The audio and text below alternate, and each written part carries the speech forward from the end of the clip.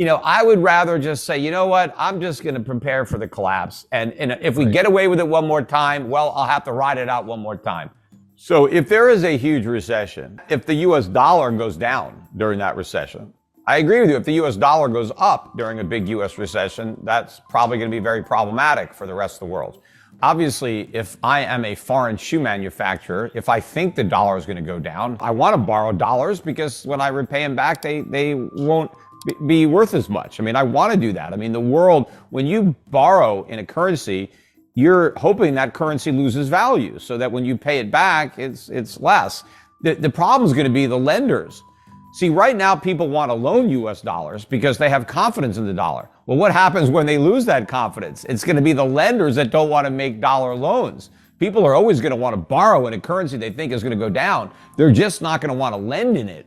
And that's going to be a big problem for the US government because we are the world's biggest borrower. We have to borrow from everybody. And if people don't want to lend to us, and I don't think they will, not at an interest rate that we can afford to pay, more and more of our enormous deficits are going to be financed by the Fed. I mean, the Fed's going to have no choice, politically speaking, but to crank up the printing presses. So for all this talk about quantitative tightening, they are getting ready for another round of quantitative easing because that is the only way to politically finance $3 trillion deficits or whatever they are. I mean, and we have these huge deficits. Supposedly we have this great economy and we still have $3 trillion deficits. Where are they going to go in the next recession? 5 trillion, 6 trillion?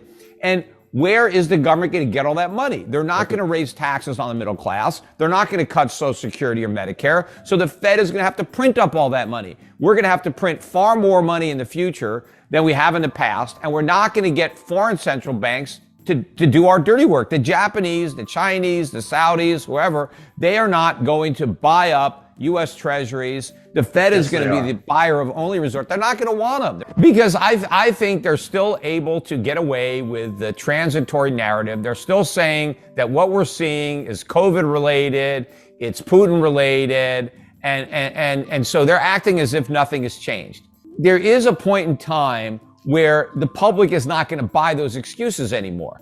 And, you do still have some old school central bankers in Germany in the Bundesbank.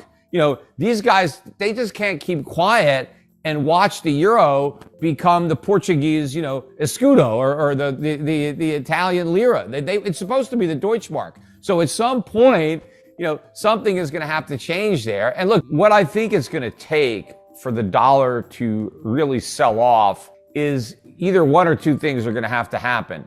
Either the Fed is going to have to come clean and admit that the U.S. economy is not as strong as it thought, and therefore it's not going to be able to be as aggressive as it claimed when it comes to inflation fighting. And it may even try to say that the weakness in the economy means that we don't have to fight as hard because inflation is simply going to come down as a function of the weakening economy, because Powell kept saying that, the economy is super hot, it's overheating, and it's this red hot economy that is causing inflation. Now, that's not true, but that's what the Fed claims. And so the Fed will have at least an excuse initially to adopt a less hawkish or more dovish, forward guidance in the face of all this mounting evidence that the economy is either headed to a recession or already in a recession.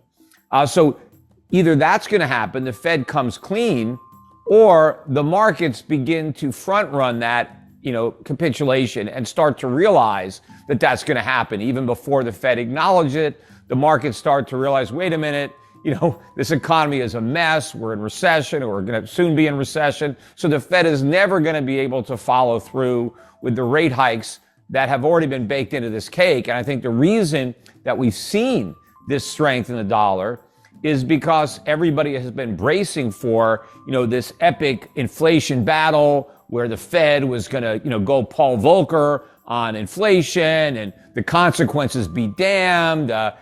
Who cares? We're going to put this inflation genie back in the bottle. We're going to go back down to 2%. And so just the way the markets believed the Fed, when the Fed said there was no inflation, in fact, they said there wasn't enough inflation.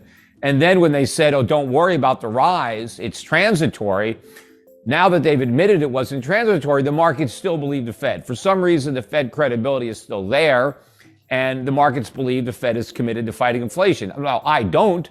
I think they're going to give up that fight the minute they realize how weak the economy is, because I think all of their tough talk is predicated on the economy being strong enough to withstand the rate hikes or the quantitative tightening. But when they realize that's not the case, they're going to reverse. And so either the Fed is going to tell that to the markets, or the markets are going to figure it out. And that's when the dollar really starts to fall.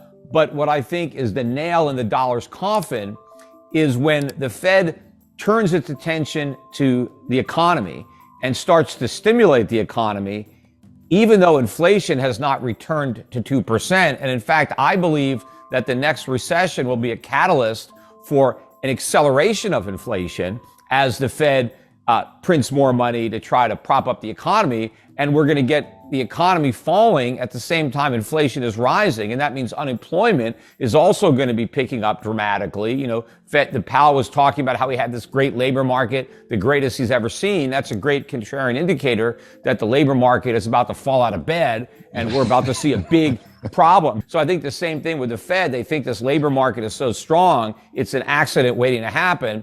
And so when we get that, when we get recession and rising inflation at the same time, maybe unemployment and inflation both go into the double digits, 10% unemployment, 10% inflation. When the markets get a whiff of that, I mean, that's it. I mean, the dollar is going to get killed in that type of economic environment.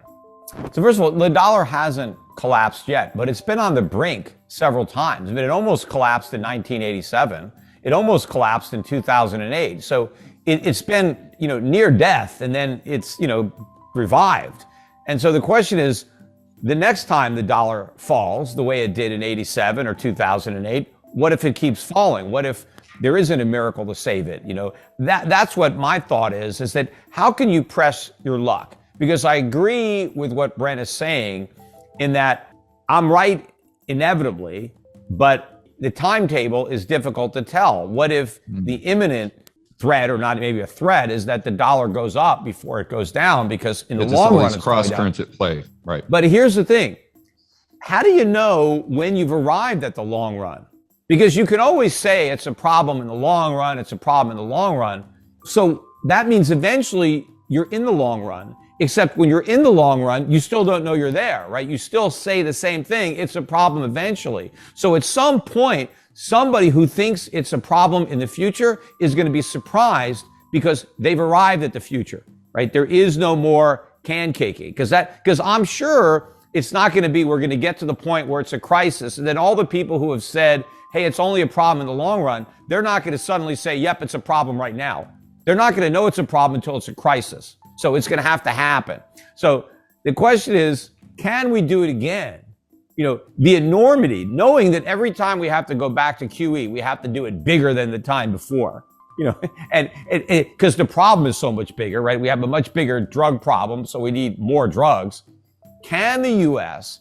get away with it yet again, given how big the numbers already are, how large the deficits are, how large the Fed's balance sheet is, how screwed up the economy is? Can we up the ante again and expect the rest of the world, given all the problems that the rest of the world has, to finance it again, to step up to the plate and loan the U.S. enough money to let us get away with it one more time?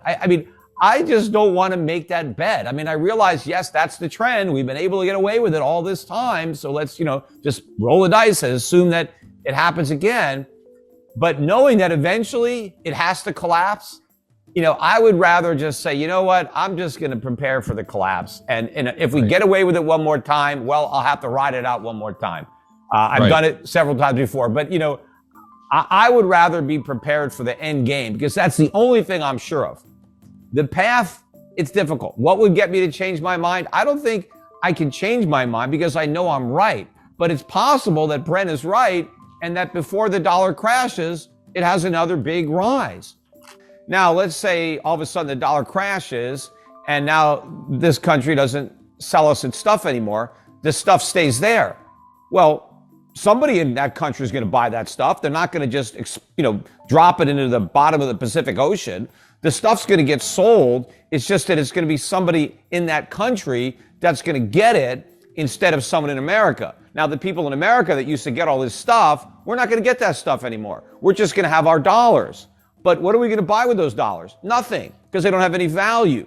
So I would rather have a bunch of stuff that I can use that makes my life better than more paper that I can't use and doesn't do anything to make my life better. I mean, the countries that get to keep their stuff are going to be in much better shape than America that gets to keep its worthless paper.